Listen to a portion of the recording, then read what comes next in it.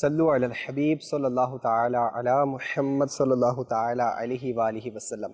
প্রিয় ইসলামী ভাইরা আর মাদানী চ্যানেলের দর্শকবৃন্দ, আজকের সেগমেন্টে আমরা যে সুন্নাত ও আদব সম্পর্কে জানবো তা হচ্ছে নখ কাটার সুন্নাত ও আদব সম্পর্কে।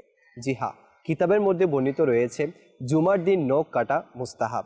বর্ণিত আছে যে ব্যক্তি জুমার দিন নখ কাটে আল্লাহ তাআলা তাকে পরবর্তী জুমা পর্যন্ত বিপদ আপদ থেকে রক্ষা করেন এবং অতিরিক্ত 3 দিন পর্যন্ত অর্থাৎ 10 দিন পর্যন্ত আল্লাহ তাআলা তাকে বিপদ আপদ থেকে রক্ষা করেন।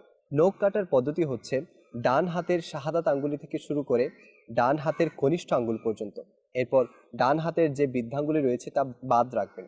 এরপর বাম হাতের যে কনিষ্ঠ আঙ্গুল রয়েছে তা থেকে শুরু করে বাম হাতের বৃদ্ধাঙ্গুলি পর্যন্ত নখ কাটবেন। সর্বশেষে যে ডান হাতের বৃদ্ধাঙ্গুলি বাকি রয়েছে সেই বৃদ্ধাঙ্গুলের নখ কাটবেন। এটাই হচ্ছে হাতের নখ কাটার সুন্নাত পদ্ধতি। অপবিত্র অবস্থায় নখ কাটা মাকরু রয়েছে।